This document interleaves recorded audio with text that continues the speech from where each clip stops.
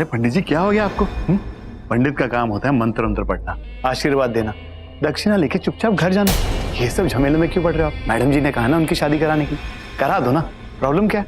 लेकिन श्रीमान, हिंदू शास्त्रों के हिसाब से एक बार विवाह हो गया तो दोबारा विवाह करने के लिए कानून भी अनुमति नहीं देता। अच्छा मेरे शास्त्र वास्त्र के बच्चे कानून शास्त्र विधि विधान ये मुझे सिखाएगा? अच्छे अच्छे पंडितों को ठीक किया मैंने। कितने बच्चे तेरे? 2। यहाँ से बाहर निकलते हुए उनका चेहरा देखना चाहता है कि नहीं? देखना चाहता ना उनकी शक्ल? हाँ। तो चुपचाप ये शादी करा और घर जा, नहीं तो अपने बच्चों का मरा हुआ मुंह देखेगा तू। अरे पंडित जी बुरा मान गया आप तो, अच्छे से प्यार से समझा रहा हूँ, शादी करवाइए और घर जाइए। जी जी आइए चलिए। अरे आओ पंडित जी जल्दी जल्दी काम पे लग जाओ, आओ आओ जल्दी जल्दी। आइए वर वधू, विवाह का समय हो रहा है। ये पंडित जी को क्या हुआ? जरूर साकेत ने कोई बहुत बड़ी धमकी दी है पंडित जी को। साकेत ने कौन सी पट्टी पढ़ा दी इसको? ये पंडित मान कैसे गया दोबारा शादी कराने को? हाँ, ये कैसे हो सकता है? ये शादी कैसे हो सकती है? वक्रतुंड महाकाय। ये क्या कर रहे हैं पंडित जी? पहले मुझे और रवि को मंडप पे तो बैठने दीजिए। मैं चाहती हूँ कि ये शादी बिल्कुल सही तरीके से हो। वो क्या कहते हैं आप लोग, वो पूरे विधि विधान के साथ सारी रस्में होनी चाहिए। जी रवि चलो शादी कर लेते हैं। बहुत कुछ हो गया रवि, जो नहीं होना चाहिए था। जो कुछ भी हुआ है ना उसे हम लोग ठीक कर देते हैं। चलो हम शादी कर लेते हैं रवि।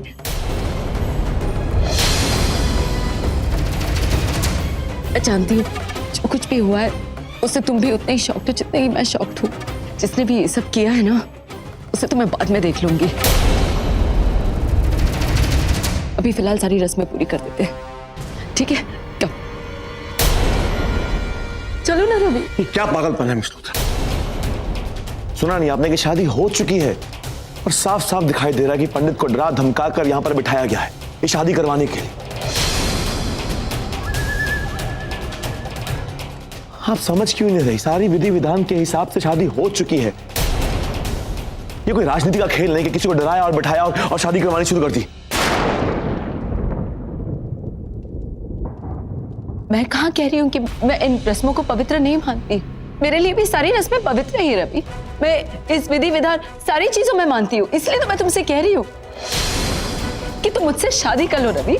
ये सारी विधियां तुम मेरे साथ पूरी करो ताकि तुम्हारी ये जो धोखे से शादी हुई है ये अपने आप टूट जाए।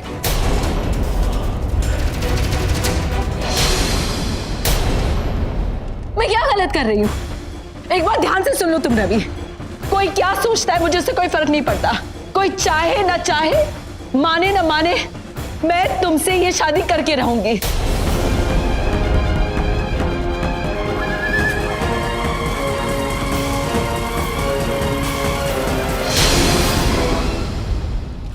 आज मैं और तुम इस मंडप पे बैठकर शादी करेंगे रवि, और इसे होने से कोई नहीं रोक सकता। और अगर तुम्हें ये मेरा पागलपन लगता है ना तो ये है मेरा पागलपन। हूं मैं सिद्धि, कुछ भी कह लो मुझे कोई फर्क नहीं पड़ता। मैं तुमसे प्यार करती हूँ रवि, तुमसे बहुत प्यार करती हूँ। जुनून के हद से भी ज्यादा प्यार करती हूँ मैं तुमसे रवि। मैं तुम्हारे बगैर नहीं जी सकती रवि। मैं तुमसे शादी करूंगी आज, अभी, इसी वक्त, और तुम इस शादी से पीछे नहीं हट सकते रवि। तुमने मुझसे वादा किया था, और ये मत भूलो कि मैंने तुम्हारे लिए, तुम्हारी फैमिली के लिए कितना कुछ किया है।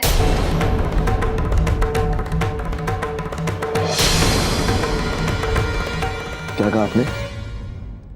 कि जो कुछ भी आपने मेरे और मेरे परिवार के लिए किया है उसकी खातिर मैं शादी करूं आपसे? मतलब आप कोई सौदा कर रही हैं मेरे साथ? मतलब आपके हिसाब से मैं मार्केट में पड़ी हुई कोई चीज हूं जिसे आप खरीदना चाहती हैं? तुम्हें जो समझना है समझो, जिसको जो समझना है वो समझ सकता है। I don't care about it. सगाई की जल्दी तुम्हें ही थी ना, तुम ही चाहते थे कि ये शादी हो, तो फिर जो कुछ भी हो रहा है उसमें गलत क्या है बताओ? या फिर वो सब एक नाटक था तुम्हारे लिए? मैं भी तो यही चाहती हूँ कि आज तुम्हारी और मेरी शादी हो जाए, तो इसमें गलत क्या है?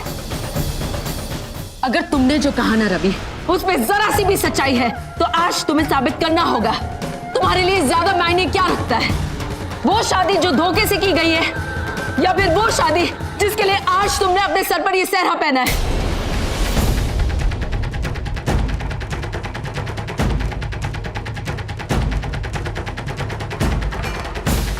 रवि चुप क्यों है? कुछ बोल क्यों नहीं रहा? बस कीजिए। ये क्या बोल रही है? हाँ, कब से अपनी बातें सुनाए जा रही है। हम सब ने जो देखा वो उसे भी अनदेखा कर रही हैं आप। जो सच है उसे मानने के लिए तैयार ही नहीं है। अंबिका और रवि की शादी हो चुकी है निवेदिता, और यही सच है। ये कोई बच्चों का खेल नहीं है निवेदिता, जिसे आप दोबारा खेलना चाहें। मांग में सिंदूर और गले में मंगलसूत्र हिंदू धर्म की मान्यता है और जीवन भर के साथ की निशानियां हैं ये।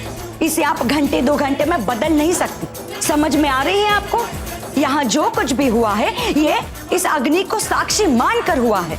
आप भले हम में से किसी के भी गवाही को माने या ना माने, पवित्र अग्नि की गवाही को आपको मानना ही होगा। इसे आप नहीं नकार सकते।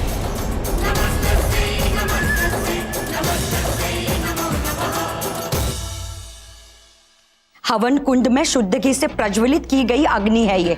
घर पे रोटी बनाने वाला कोई चूल्हा नहीं है जिसे आप जब चाहो तब जला सको। आप शायद इस बात को नहीं जानते। इसी अग्नि को ईश्वर की प्रतिनिधि माना जाता है। हम जो कुछ भी इस हवन में अर्पण करते हैं ना, वो यही अग्नि साक्षात ईश्वर को प्राप्त कराती है। बस यूं समझ लो कि ये दुनिया में सबसे बड़ी पुजारी है, जो हमारे मंशा और विश्वास को ईश्वर तक पहुंचाती है और उससे ईश्वर का आशीर्वाद हमें प्राप्त कराती है। जो बातें मैं खुलकर नहीं कह सकी वो तो रेखा जी आपने कह दी। Thank you so much Rekha ji. और अगर आप इस अग्नि की महानता को नहीं मानती है तो एक बात तो माननी ही पड़ेगी कि दुनिया की कोई भी ताकत अंबिका और रवि की शादी को नहीं तोड़ सकती।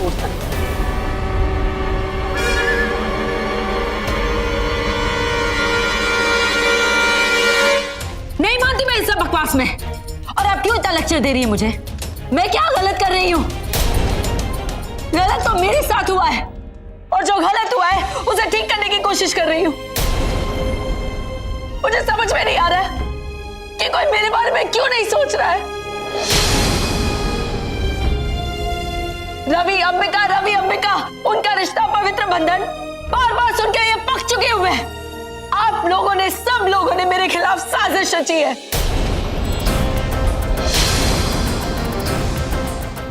आप में से कोई नहीं चाहता था कि मेरी रवि के साथ शादी हो।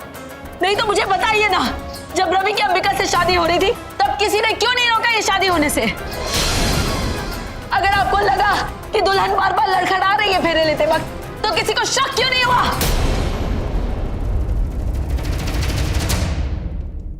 क्यों नहीं गया कोई मंडप पर उसका घूंघट उठा के देखने के लिए कि कौन बैठी है मेरी जगह पे वहां पर? नहीं, किसी का दिमाग नहीं चला, कोई नहीं गया वहां पर, क्योंकि किसी को कोई फर्क नहीं पड़ता है।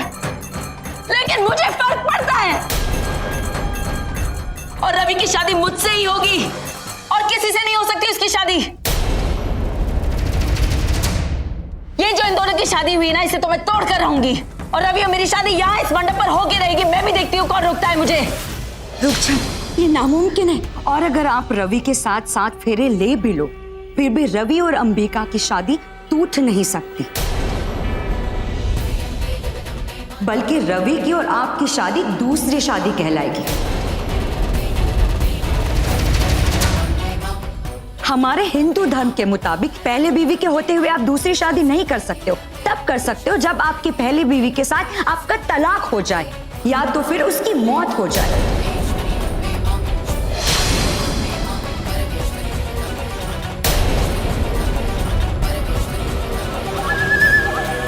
और अगर आप दूसरी शादी कर भी लो तो ना ही आपको धर्म की मंजूरी मिलेगी और ना ही कानून की, क्योंकि दुनिया की नजर में जायज और पहली बीबी सिर्फ और सिर्फ अंबिका कहलाएगी, निवेदिता नहीं।